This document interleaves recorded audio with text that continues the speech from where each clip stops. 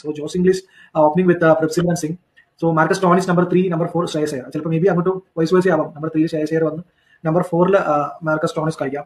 So Nehal Wadhera number 5. Nehal Wadhera മുംബൈക്ക് വേണ്ടി രണ്ടുപേരും കളിക്കാൻ ചാൻസ് ഉണ്ട്. സോ എന്റെ ഒരു ഇൻഡ്യൂഷൻ പറയാം. So Nehal Wadhera number 5, Maxwell number 6, Shashank Singh number 7, number 8 Marco Jansen or Omarzai or Marco Jansen എന്നുള്ള ഡിബേറ്റ് ആയിരിക്കും വരിക. എനിക്ക് തോന്നുന്നു ഒമർസായുടെ ബൗളിങ്ങിനേക്കാളും അവർക്ക് കൂടുതൽ ആവശ്യം ഉണ്ടാകുക മാർക്കോ യാൻസന്റെ ബൗളിങ്ങിനായിരിക്കണം.